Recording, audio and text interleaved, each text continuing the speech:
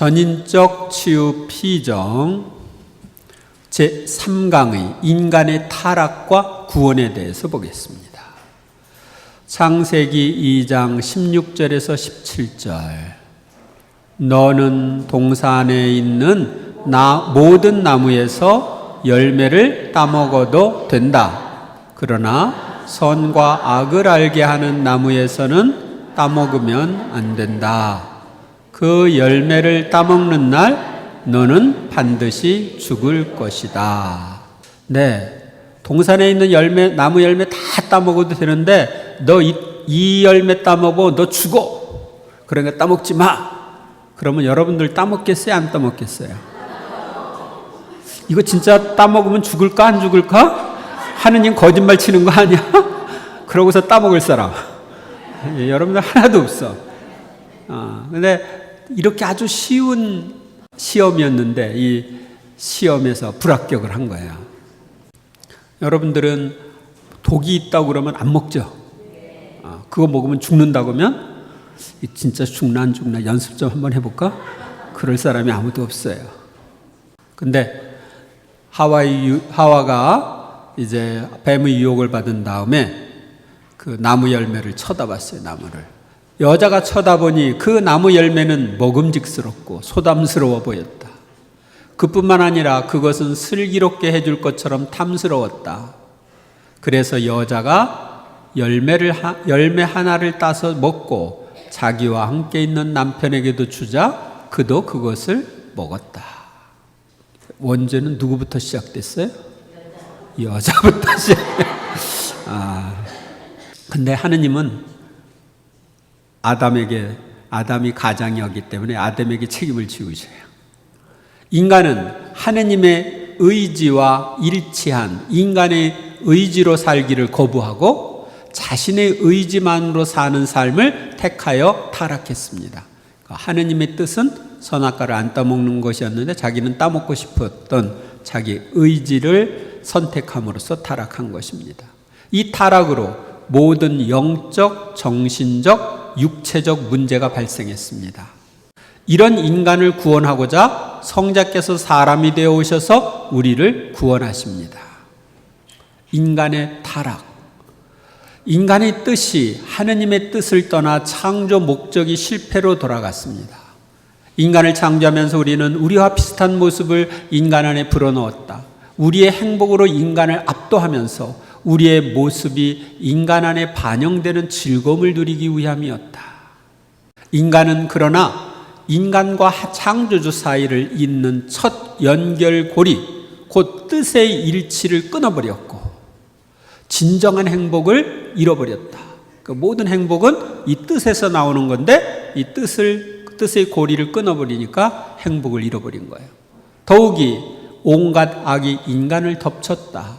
따라서 우리는 인간 안에 우리의 모습을 반영할 수 없고, 그러니까 하느님이 당신을 닮은 그런 모습이 우리 안에 드러나야 되는데 그렇게 할 수가 없었어요.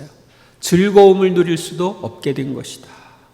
하느님의 뜻을 떠나 불행하게 되어 하느님을 비탄에 잠기게 한 인간. 나는 내가 지닌 모든 것을 인간과의 관계 속에 두었고 창조된 만물의 질서와 관련하여 인간이 그 모든 것보다 우위에 있게 하였다. 그런데 인간은 나의 뜻을 저버림으로써 그 모든 관계를 깨뜨렸다. 그리고 죄와 격정과 더없이 사나운 원수와의 관계 속에 놓이게 되었다. 그러니까 인간이 원래 모든 창조물보다 위에 있었거든요. 하느님을 닮은 존재로. 그런데 인간이 하느님의 뜻을 저버렸어요. 그러니까 하느님께서 주신 뜻을 저버리자 이제 밑으로 추락하는 거예요. 하느님이 뜻을 소유했을 때는 하느님과 비슷하게 만물을 지배할 수가 있었는데 하느님의 뜻을 거부하자 이제 그 관계가 깨지면서 죄와 격정, 더없이 사나운 원수, 누구예요? 마귀. 이 마귀들과의 관계 속에 놓이게 된 거예요. 따라 나는 사람을 아름답고 고결하게 영원한 신적 근원을 가진 존재로 행복으로 충만하게 그리하여 내게 어울리게 창조하였다. 그러나 죄가 인간을 머리끝에서 발끝까지 망치고 말았다. 하느님은 행복으로 충만하게 만들었는데 죄가 이렇게 망쳤어요. 그래서 지금 우리의 모습은 죄가 망친 모습입니다.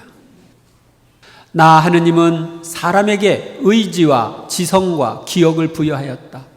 내 천상 아버지께서 무엇보다 먼저 그분의 의지와 똑같이 사람의 의지를 자유롭고 독립적인 것이 되도록 정하신 것은 우리의 생명이 바로 사람의 생명이 될 것이기 때문이었다. 그러니까 한 생명으로 살아가야 되니까 하느님의 의지를 닮은 의지로 인간의 의지를 창조해 주신 거예요. 그러나 사람의 의지는 얼마나 흉하게 손상되고 말았는지 자유롭게 창조되었건만 천박한 격정의 노예가 되었다. 그러니까 자유의지가 상실되는 거예요. 격정에 의해서 막 움직이니까 거의 노예죠. 인간의 모든 악행이 의지에서 비롯되거니와 이 의지가 이제는 알아볼 수 없게 되었으니 고결함에서 추락하여 보기에도 역겹게 썩어버린 것이다. 둘째 행위로 하느님의 아들인 내가 인간에게 지성을 부여하고 모든 것에 대한 나의 지혜와 지식을 소통하였다. 인간이 알을 통하여 그 모든 것을 누리고 선한 것을 즐기게 하기 위함이었다. 그러니까 성자이신 하느님은 인간에게 지성을 부여했어요. 그래서 그분의 지혜와 지식을 내가 소유할 수 있게 해주었어요. 그러나 슬프게도 인간의 지성은 악덕이라는 오물의 수렁이 되고 말았다. 타락함으로써 그렇게 된 거죠. 자기의 창조주를 부인하기 위해 그 알을 악용한 것이다. 그래서 요즘에는 무신론도 등장하고 있죠. 무신론이라는 게 바로 교만한 사람들이 자기 교만한 지성으로 하느님을 부인하는 거예요. 그리고 셋째 행위로 성령께서 인간에게 기억을 부여하셨다. 수많은 은혜를 기억함으로써 끊임없는 사랑의 흐름 안에 끊임없는 친교 안에 있게 하려는 것이었다. 사랑이 인간에게 영예로운 관을 씌워주고 그를 얼싸안으며 그의 삶 전반에 스며들 예정이었던 것이다. 그래서 성령이 기억을 부여한 목적은 우리가 끊임없는 사랑의 흐름, 끊임없는 친교 속에 하느님과의 그런 친교 속에 살도록 하기 위한 거였어요. 그러니까 그분의 은혜를 기억하니까 너무 고마워서 사랑하게 되죠. 그리고 그분이 너무너무 좋으신 분이라는 것을 기억하니까 친밀한 사귐을 나누게 되죠. 근데 이게 이제 망하게 됩니다. 하지만 이 영원한 사랑이 얼마나 큰 슬픔에 잠겨 있는지 인간의 기억은 쾌락과 재산을 기억하고 심지어 죄까지 기억하지만 지극히 거룩하신 삼위일체께서는 당신 피조물에게 주신 선물들 밖으로 내쫓기는 신세가 되신 것이다. 그러니까 세상 사물들을 많이 기억하는데 하느님은 기억하지 않으면 하느님은 내쫓긴 신세가 되는 거예요. 사람들이 세상 것에 빠져가지고 그렇게 살고 있잖아요. 그러니 사람의 이 세 가지 능력이 흉하게 일그러진 것을 보는 내 슬픔은 말로 표현할 수 없는 것이다. 우리는 사람의 내면에 우리의 왕궁을 지었는데 사람은 우리를 냅다 집어던졌으니 말이다. 사람이 내 뜻을 떠나버리고 나자 나의 나라도 그의 나라도 끝나고 말았다. 뿐만 아니라 사람은 나를 짓밟고 내 자리에 자기 자신을 대치하여 다스리게 함으로써 자신을 우상으로 세우고 악덕과 비참과 재앙의 나라를 세우기도 하였다. 그러니 내 기쁨은 태어나자마자 이내 죽었고 비통으로 바뀌고 말았다. 보아라, 모든 악이 사람이 나의 뜻을 떠난 데서 생겨나고 있었다.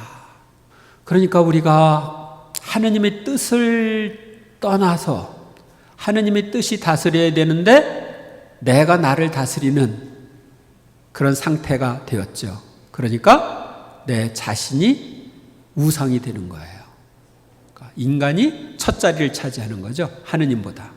그래서 하느님은 그렇게 말씀하시지만 나는 그대로 살 마음이 없어. 나는 내 뜻대로 살겠어. 그러면서 많은 사람들이 살고 있어요. 그러다 보니까 사람에게는 좋은 것이 없잖아요. 그러니까 악덕, 비참, 재앙 이런 것만 나오는 거예요. 인간은 자기가 뭐 잘하고 뭐 이렇게 저렇게 위대한 존재처럼 보이려고 이러저러한 일들을 하려고 하는데 보면은 별 볼 일 없는 거죠. 우리 인간은 하느님을 떠나면은 선이 나올 수가 없는 거예요. 모든 악이 사람이 나의 뜻을 떠난 데서 생겨나고 있었다. 하느님을 떠난 데서 모든 악이 생겨난 겁니다. 사람은 원죄로 말미암아 자기 창조주의를 돌지 못하게 되었고 따라서 질서와 자기 지배력과 빛을 잃어버렸다. 옛날에는 아담과 하와가 하느님 뜻 안에서 살 때는 하느님이 질서의 하느님이잖아요. 이거 모든 것이 질서 정연했고 하느님의 의지를 받아서 자기를 컨트롤했기 때문에 자기를 지배할 능력이 있었어요. 지배할 능력이. 그리고 하느님께로부터 빛을 받아서 살았기 때문에 오류 이런 데로 빠지지 않게 되었어요. 그런데 하느님을 떠나자 이게 다 없어지게 된 거예요. 하느님의 뜻을 벗어나면 자기 자리를 잃고 불행해진다. 따라 우리 성삼위의 창조적인 손길에서 나온 모든 피조물에게는 각기 고유한 자리와 임무가 정해져 있었다.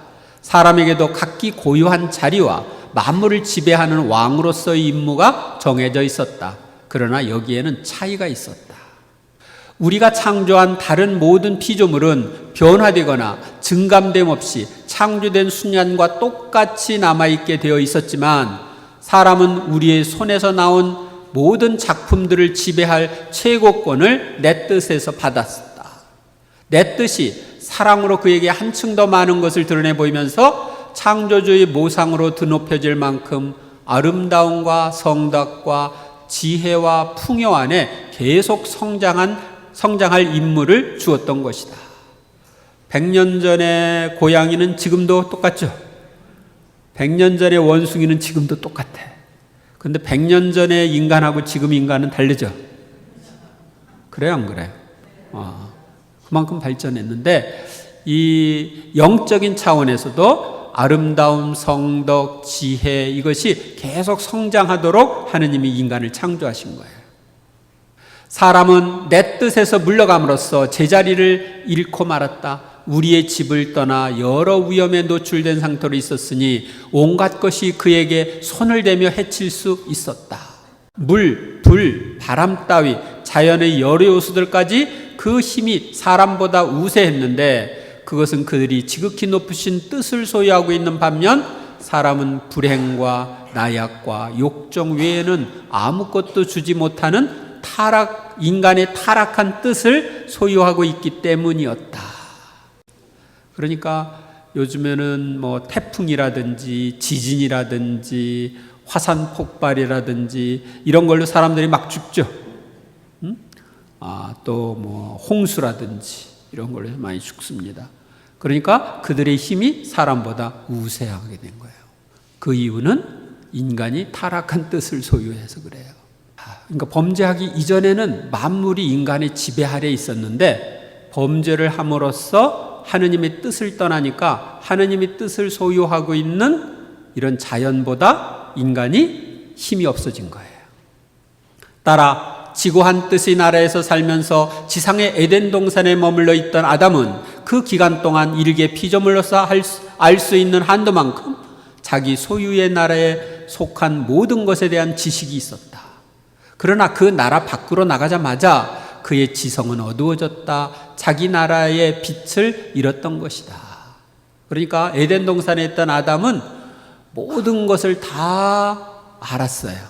자기 나라에 속해 있기 때문에 자기 나라에 있는 것들에 대한 다 그 특성이나 뭐 이러저런 것들을 다 알고 동물마다 이름을 다 지어주죠. 이름을 지어준다는 거 그걸 다 아는 거예요. 그리고 자기에게 속했다는 것을 말할 수 있는 거죠. 그런데 타락하니까 지성이 어두워져서 인간이 창조물에 대해서 잘 모르게 되는 거예요. 그래서 지금까지 아담의 이 타락하기 이전의 IQ를 따라갈 사람 아무도 없고, 지금 인간들이 알고 있는 것을 다 합해도 아담이 아는 것만큼 못 알았다. 그러니까 아담의 IQ가 얼마나 되겠어요? 말할 수 없어요. 그러므로 아담은 지고한 뜻의 나라에 대하여 얻은 지식을 드러내기에 적합한 말을 찾아낼 수 없었다. 그 뜻을 떠났기 때문에 찾아낼 수가 없었던 거예요. 왜냐하면 그가 아는 것을 다른 이들에게 드러내 보이는 데에 필요한 말을 그에게 주신 것은 하느님의 의지였는데 그 거룩한 의지가 그에게 없었기 때문이다. 그런데 내 뜻에서 물러간 탓에 가장 높은 선을 잃고 만 것을 기억할 때마다 아담은 너무나 큰 슬픔에 사로잡힌 나머지 말문이 막히기도 하였다. 그처럼 위대한 나라를 상실한 슬픔, 아무리 애를 써도 자기로서는 돌이킬 수 없는 그 큰 잘못으로 인한 슬픔이었으니 말이다. 사실 그 죄를 보속하기 위해서는 그가 모욕한 바로 그 하느님이 필요하였다.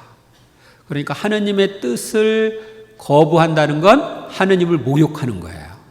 그래서 하느님을 모욕한 죄를 보속하기 위해서는 하느님이 필요하다. 범죄 이후의 인류 상태.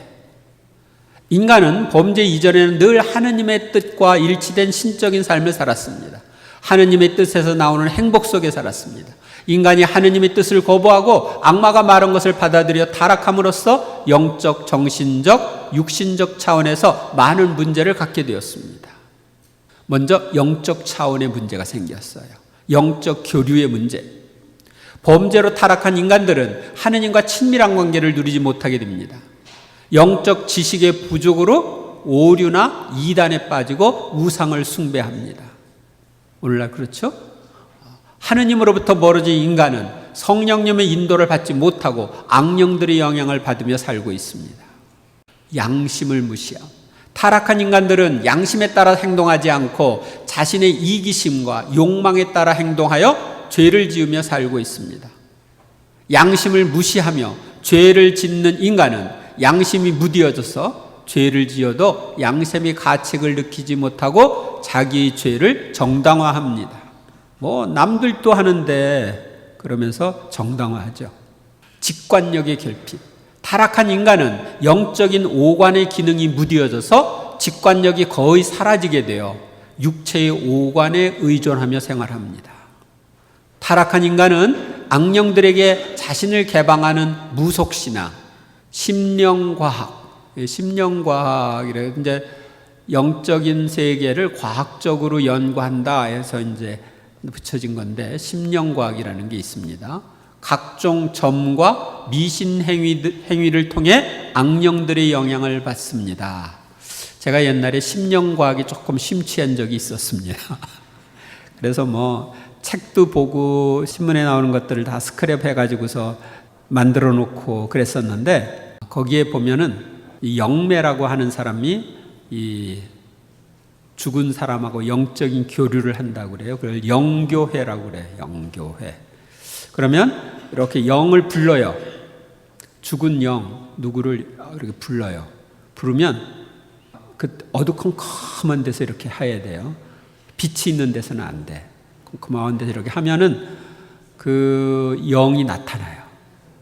영이 나타나는데 그 사람이 볼 수 있는 모습으로 나타나는데, 그 영매한테서 액토플라즘이라는 이런 물질이 나와요. 쭉 나오면서 그 물질에 그 죽은 사람의 유체가 형성이 돼. 그래서 볼 수 있게 이렇게 나타나. 그러면 만질 수도 있고 악수도 할 수 있고 몸무게도 달 수 있고 그런 존재로 나타납니다. TV로 촬영도 할 수 있고. 안 들어봤나? 그렇게까지 그런 현상까지 일어날 수가 있어요. 과학적으로 이렇게 저렇게 한다 하면서 이제 그게 미국이나 이런 데서 이제 출발한 역사 이런 것들이 있는데, 사실은 어떻게 되느냐면 마귀들에게 놀아나는 거예요. 마귀들이 그렇게 그 영매를 통해서 영적인 세계에 대해서 이야기를 하는데 거기에 귀를 기울이면 안 됩니다. 그런데 이렇게 해서 나타난 유체, 그 유체는 빛을 못 봐요. 빛을 보면 고통스러워하고 사라지게 돼요. 뭐 옛날에 여러분들이 그런 거 있잖아요. 도깨비랑 뭐 밤새도록 씨름을 했는데 새벽녘에 사라지고 나중에 보니까 빗자루였다. 그런 얘기들이 있는데, 그 어둠의 세력들은 빛을 못 보는 거예요. 빛을 싫어하는 거니까. 그래서 막 이런 것들을 막 보여주고 그러면 사람들이 거기에 홀깃해가지고 그쪽으로 가는데 그게 함정이에요. 그래서 이제 제가 그런 거 다 이렇게 하고 나서 그건 전부 다 태워버렸어요. 다 없앴어요. 나는 천주교 신자라서 여기 자료로만 보고 나는 저쪽에 접근은 안 했어요.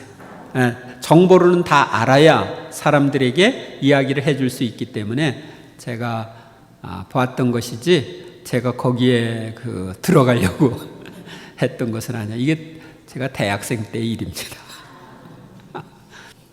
일반 대학 다닐 때 그때 일입니다. 그러니까 그 다음에 두 번째, 정신적 차원, 타락한 지성. 하느님을 알고 사랑하도록 창조된 지성이 타락하여 하느님을 거부하고 무신론까지 주장하는데 사용되기까지 합니다. 그러니까 하느님을 알고 사랑하도록 창조된 지성인데 오히려 하느님을 거부하는 쪽으로, 무신론 쪽으로 사용하는 거예요. 타락한 지성은 호기심과 지식욕을 채우려고 많은 지식을 추구하는데 타락한 지성을 추구하기도 합니다. 그러니까 우리는 이 타락한 지식 이런 것들을 추구하는 것은 인간이 지성이 타락해서 그렇다. 그러니까 어떻게 하면 사기칠까? 이런 것 연구하는 거, 이건 타락한 지성이 그러는 거예요. 범죄 이후에 지성이 어두워져 창조물에 대해서도 모르는 것이 많습니다.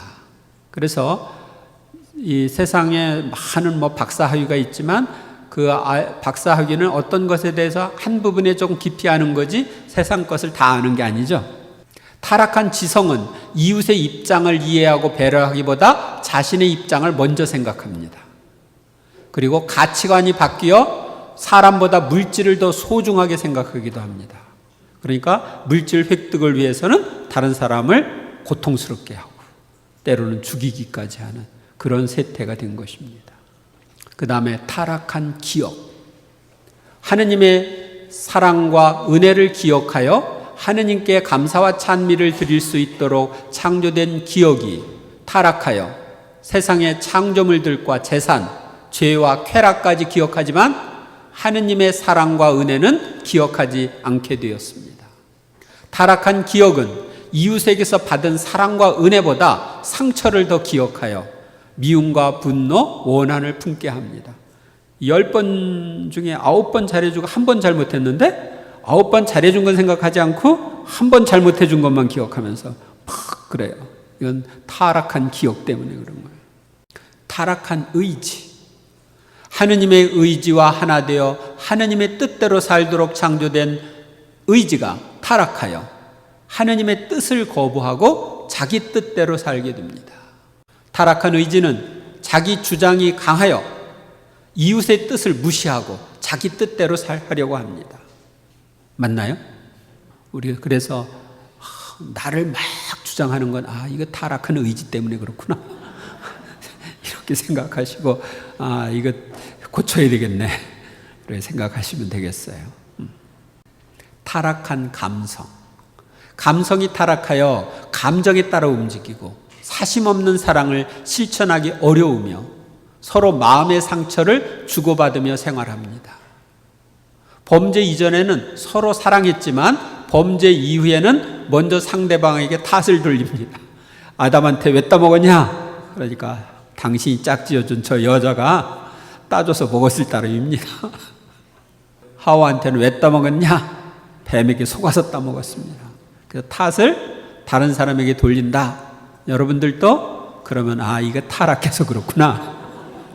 이렇게 생각하시면 되겠어요. 그러니까 여러분들은 내 탓이요 해야지 내 탓이요 하면 안 됩니다. 아셨어요? 내 탓이요 하는 건 타락한 표시요. 타락한 자신을 드러내어 섬김을 받고자 하는 인기, 명예, 권력을 추구하며 자신의 뜻을 이루고자 합니다. 자기 만족을 추구하고 희생을 싫어하며 편안함과 쾌락을 우선시합니다. 타락한 정신은 요가, 단전호흡, 기공, 차력술, 최면술, 마인드 컨트롤, 초월적 명상 등을 통해 정신력을 개발하여 초능력을 보여주기도 합니다. 저도 해봤는데 요가 해보고 단전호흡도 하고 차력술도 해보고 최면술도 해보고 마인드 컨트롤도 해보고 이런 것들 이제 다 이렇게 봤는데 말짱 꽝이다. 그리고 하느님 안에서는 이게 자기 중심이 되기 때문에 이거 버려야 돼. 마인드 컨트롤 같은 것도 내가 컨트롤하니까 내가 주인이거든요. 근데 우리 영성 생활에서는 내가 주인이 아니라 하느님이 주인이야. 그래서 하느님이 이끄시는 대로 따라가야지 내가 막 좌지우지하려고 하면은 안 되는 거야. 그래서 이것이 영성 생활에 방해가 되는 거예요. 그래서 다 꽝이라고 그러는 거예요. 아셨어요? 그래서 이런 것들이 오면 여러분들은 버리세요. 나는 경험을 해서 이제 내가 버리라고 알려주는 거니까 아무것도 아닙니다. 뭐 기체조 같은 것은 건강을 위한 어떤 그 기도 뭐 여러 가지가 있어요. 뭐 일본에서 들어온 활원 운동이라는 것도 있고 중국 쪽에서 들어온 뭐 기공 뭐 이런 것들이 있는데 그게 마음 쓰지 마세요. 아무것도 아니라고 생각하고 주님께만 집중하세요. 그 다음에 육신적, 물질적 차원에서 우리는 타락했기 때문에 오관을 따라갑니다. 타락한 인간은 영적인 것보다 육체의 오관이 원하는 것을 추구합니다. 눈은 더 많은 것, 아름다운 것을 보고자 하고 귀는 아름다운 소리, 칭찬하는 소리를 듣고자 하며 코는 향기로운 냄새를 맡고자 합니다. 혀는 맛있는 음식을 맛보고자 하고 피부는 안락함, 편안함, 쾌락을 추구합니다. 아닌가요? 기어요? 그 다음에 물질을 추구합니다. 하느님께로부터 멀어진 인간은 세상의 물질적인 것들로 자신을 채우고자 합니다. 재물, 돈을 가지려 하고 좋은 음식, 좋은 옷, 좋은 집을 가지려 하며 청빈, 가난을 싫어합니다. 우리나라의 지금 출산율이 뭐 세계 최저 그러는데 우리나라 사람들이 물질 중심이기 때문에 그래요. 물질로 해결하려고 하는데 아이들을 낳아서 키우려고 하는데 그 물질이 없다. 그래서 우리는 그래도 3만 불이 넘는 평균 소득이 3만 불 넘는 그런 나라인데 거기서는 키우기 막 힘들다고 그러고 10,000불도 안 되는 개사활동사국에서는 아이들을 많이 낳아서 키우고 이거 어떻게 된 거예요? 우리가 몇 배로 더 잘 사는데도 아웅다웅하고. 그런데 이 물질을 추구하다 보면 인간이 자기 중심이 돼요. 그러다 보니까 후손은 뭐 없어도 돼. 나만 잘 살면 끝나지 뭐. 이렇게 되는 거예요. 육체적 쾌락을 추구한 타락한 인간은 비정상적인 방법으로 육체적 쾌락을 추구하기도 하여 불륜, 동성애, 자유행위 등의 죄에 떨어지고 고통과 희생을 싫어합니다. 이게 타락한 모습이에요. 로마서 8장 5절. 무릇 육을 따르는 자들은 육에 속한 것을 생각하고 성령을 따르는 이들은 성령에 속한 것을 생각합니다. 둘이 친하게 지면도 옆에 세컨드 이렇게 다른 사람에게 마음을 두는 거죠. 구원. 루카복음 1장 38절 보십시오. 저는 주님의 종입니다.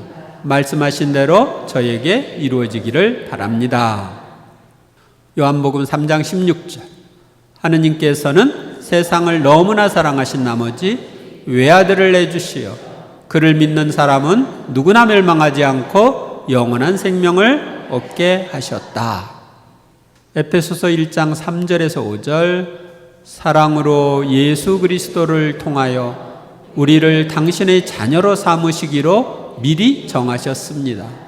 이는 하느님의 그 좋으신 뜻에 따라 이루어진 것입니다.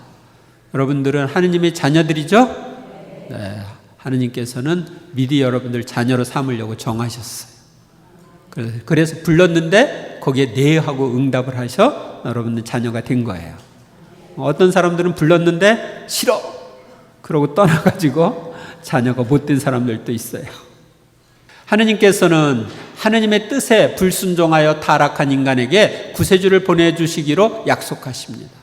하느님의 뜻을 소유한 마리아의 피앗을 통하여 외아들을 구세주로 보내주십니다. 구세주 예수님은 하느님의 뜻 안에서 하느님의 뜻대로 사심으로써 우리를 구원하십니다. 1. 우리를 위해 강생하신 예수님. 내가 하늘에서 땅으로 내려온 것은 다만 그들이 완전한 행복을 누리게 하기 위함이라는 것을 알려주기 바란다. 주님은 우리가 완전한 행복을 누릴 수 있도록 하기 위해서 땅으로 내려오셨습니다. 완전한 행복은 하느님과 함께 있을 때만 가능합니다. 인간은 그 자신의 뜻 안에서 그의 것으로 살고자 하였다. 따라서 우리의 모든 재산을 잃은 채 아버지의 땅에서 쫓겨나게 되었다. 에덴 동산에서 쫓겨나게 됐죠. 자기 뜻대로 살려고 했기 때문에. 그러므로 나의 재산은 상속자가 없는 상태로 있었다. 이는 무한한 재산이건만 소유할 인간이 없었으니 인간 대신 나의 인성이 와서 순간마다 이 영원한 의지 안에 삶으로써 그 모든 것을 차지하였다. 그러니까 하느님 뜻대로 사는 이들에게 주려고 한 재산을 하느님 뜻을 거부하고 떠난 인간들에게 줄 수가 없죠. 그러니까 예수님이 오셔서 하느님의 뜻을 소유하고 하느님 뜻대로 삶으로써 그 차버리고 떠난 인간들이 받아야 했던 그 좋은 것들을 다 차지하시게 된 거예요. 그건 차지한 건 이제 우리에게 주기 위해서 차지하신 거죠.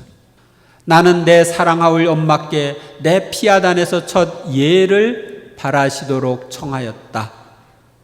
예는 피앗이에요. 그러자 내 뜻 안에서 바라진 그분 피앗의 능력이요. 하느님의 피앗이 내 엄마의 피앗과 만나자 두 피앗이 하나가 되었다.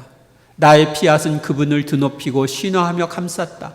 그리하여 그분께서 어떤 인간의 개입 없이도 하느님의 아들인 나를 잉태하셨다. 그래서 예수님은 가장 엄마를 닮았어요. 왜? 엄마한테서만 다 받았으니까. 그러니까 성모님과 예수님은 닮은 꼴이었다. 이렇게 생각하시면 됩니다. 내 엄마께서는 피앗 미히 주님의 뜻이 저에게 이루어지소서 하고 말씀하시자 그 즉시 나를 가지셨고 뿐만 아니라 만인과 만물도 쌓아놓게 되셨다. 그분은 자신 안에 모든 피조물의 생명이 있음을 느끼셨고 그 순간부터 만인의 어머니요 여왕으로 활동하기 시작하셨다. 구원사역과 성모 마리아. 따라 나는 강생의 순간에도 이와 같이 하였다.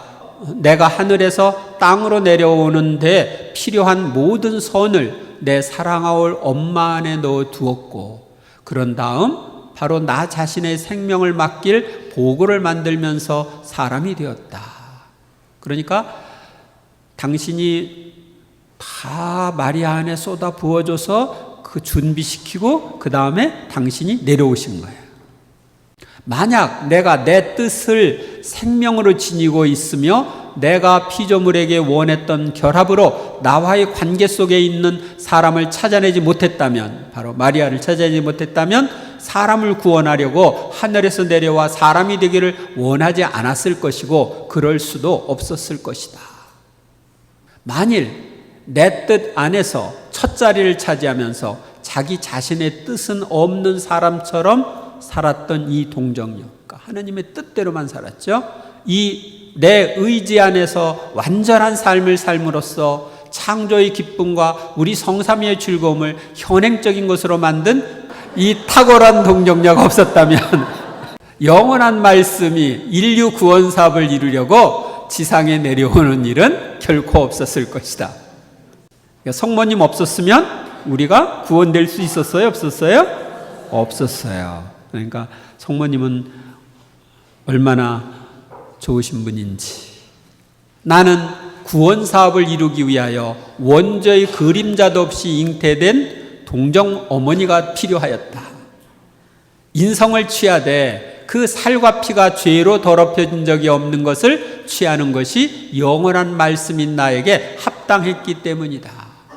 그러니까 살과 피가 죄로 더럽힌 적이 없는 분을 엄마로 선택하고 그 안에 임하는 것이 영원한 말씀, 죄가 없는 그분에게는 합당한 거예요.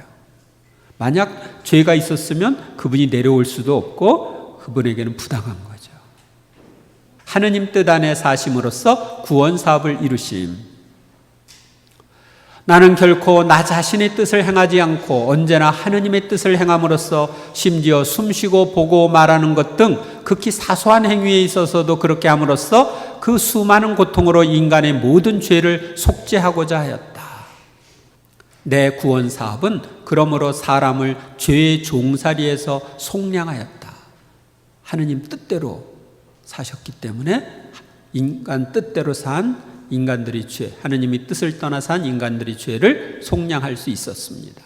구원 사업에서 첫째가는 역할을 한 것은 나의 거룩한 뜻이었고 내 인성은 버금가는 역할을 하였다. 이 거룩한 뜻이 없었다면 구원 사업은 소수의 사람들을 위한 시간적으로 한정된 사업이 되었을 것이다. 그러니까 하느님의 뜻대로 하느님의 뜻 안에서 주님이 사셨기 때문에 그분의 구원 사업은 무한한 것이에요. 하느님의 뜻이 무한하듯이. 그런데 하느님 뜻이 없었다면 소수 또 시간적으로 한정된 그런 구원 사업밖에 못했을 거예요. 왜냐하면 유한한 인간의 뜻만 가지고 있었다면 그 효과가 유한하기 때문에 그렇습니다. 내 인간적인 뜻이 신적인 뜻과 일치해 있었으므로 어떤 인간 행위도 내가 지고한 뜻과 관련시켜두지 않은 것이 없었다. 사실 나는 신적인 뜻으로 모든 세대의 모든 행위를 알고 있었고 인간적인 뜻으로 그 모든 행위들을 복구하면서 그것을 영원한 의지에 묶어두었다. 단 하나의 행위도 내게서 빠져나갈 수 없었으니 나에 의해 지고한 뜻에 지극히 순수한 빛 속에 정돈되지 않은 행위가 없었던 것이다. 그래서 인간의 모든 행위를 다 알고 하느님 뜻 안에서 빠져나가지 못하게 해가지고 그것을 새롭게 정돈하는 역할을 예수님이 하신 겁니다. 그러므로 구원 사업 자체는 내게 별로 큰 대가를 치르게 하지 않았다고 해도 무방할 것이다. 나의 외적인 삶, 순한 고통, 나의 모범과 말로 충분했을 것이고 따라서 속히 이루기도 했을 것이다. 그러나 하느님 뜻 안에 인간 뜻의 원대한 영역을 조성하면서 인간의 뜻이 끊어버린 모든 관계와 연결고리를 다시 잇기 위해서는 나의 온 내면과 숨은 생활 전체와 모든 내적 고통을 배치할 필요가 있었다.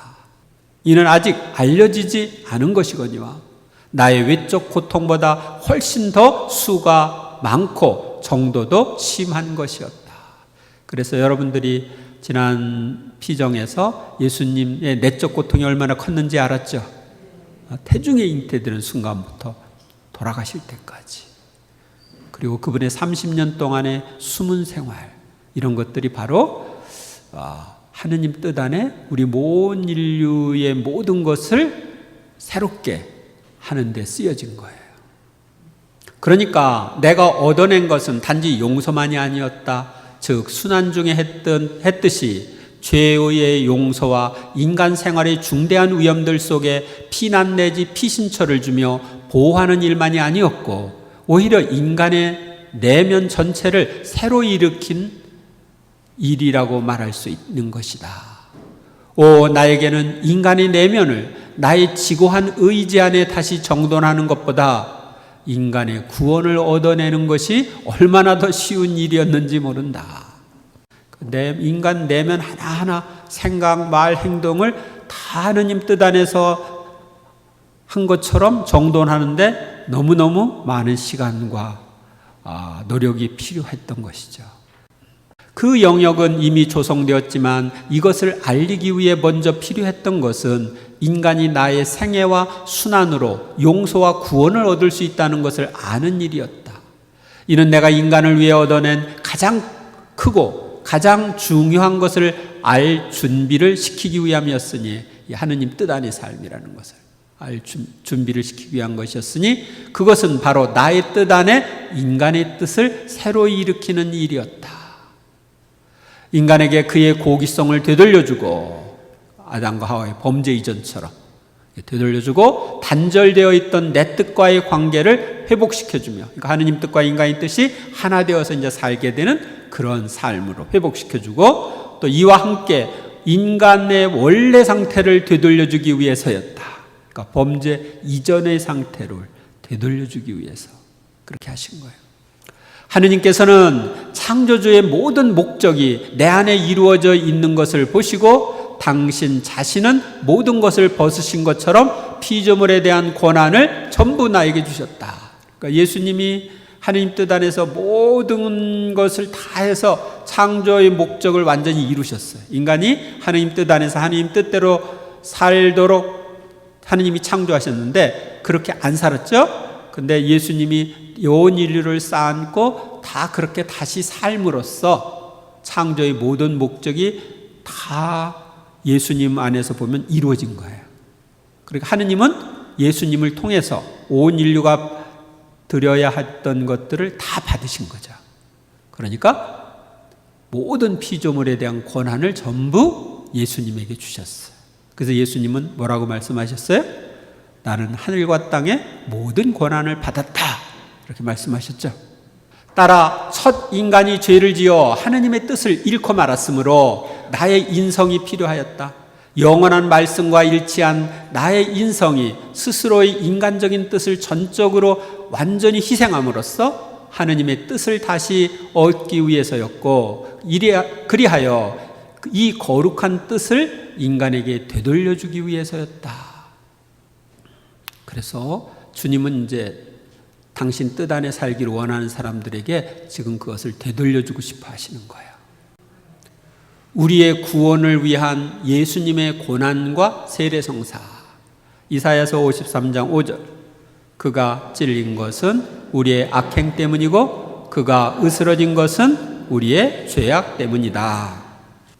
가톨릭교회 교리서 601항 구속을 위한 예수님의 죽음은 특히 고난받는 종에 대한 예언을 성취한다.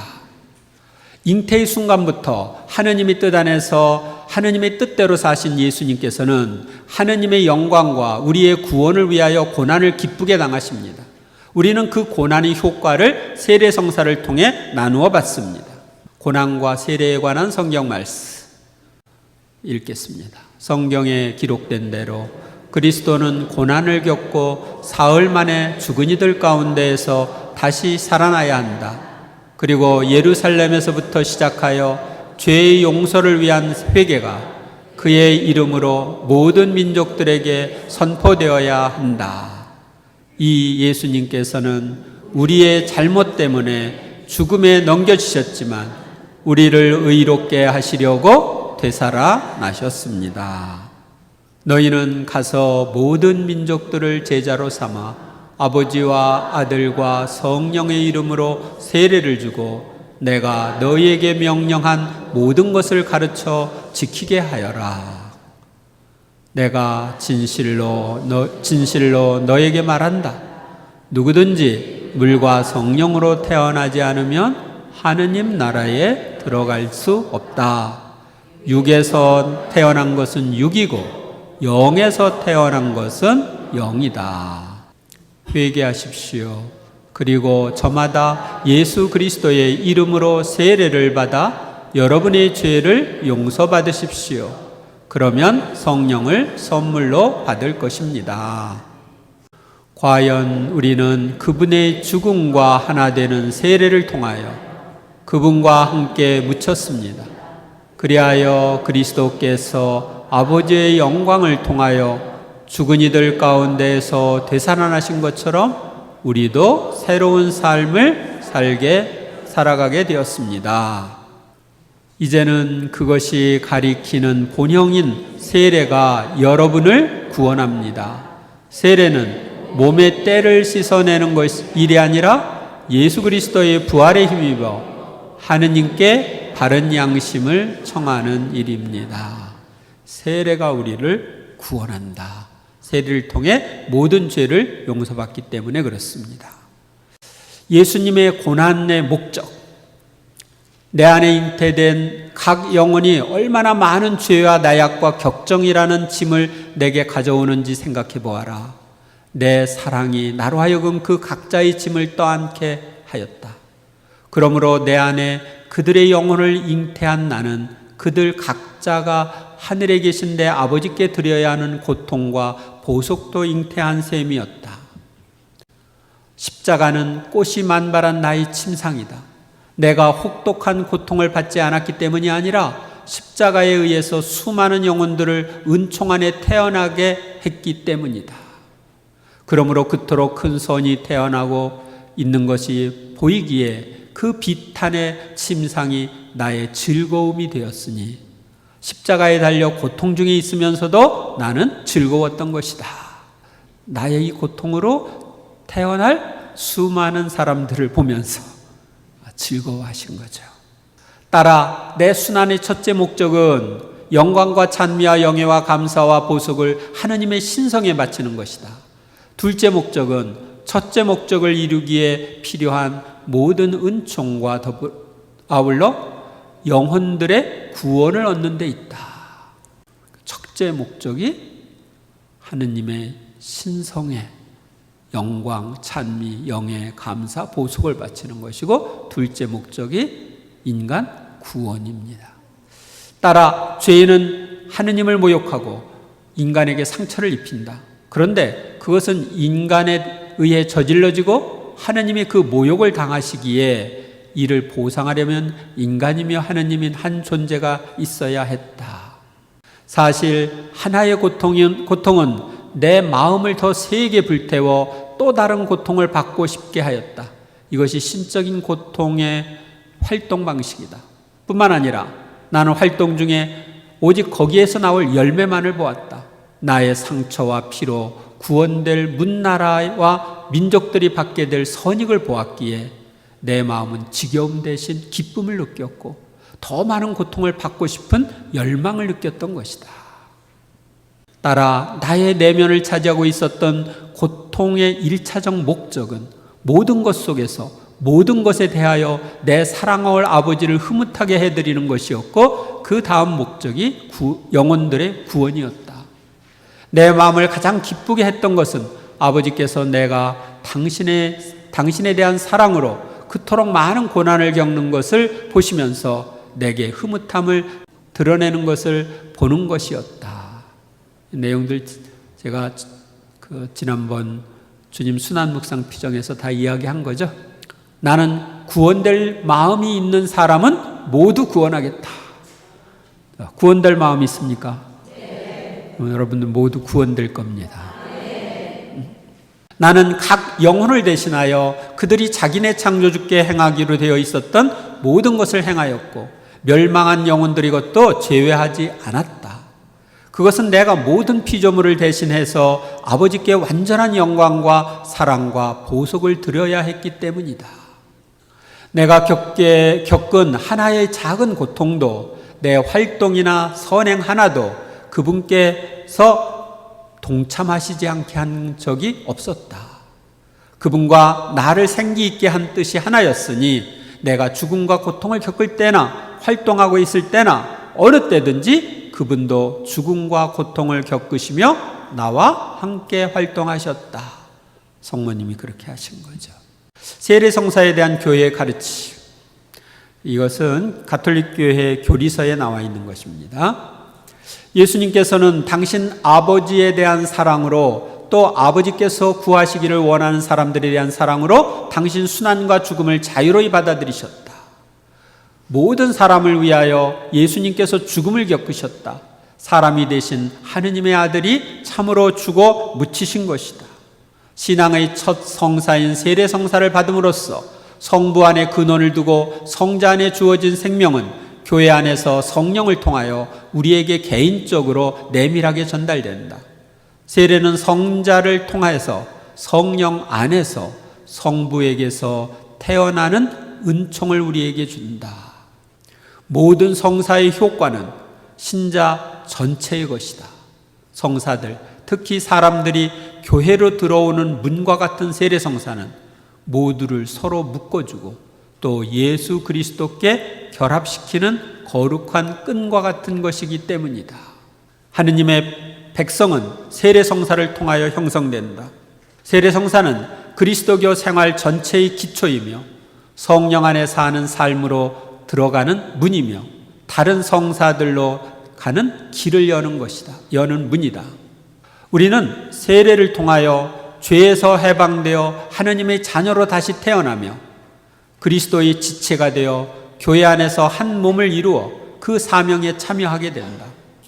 세례는 물로써 그리고 말씀으로 다시 태어나는 성사이다. 여러분들 다 세례 받았죠? 안 받은 사람?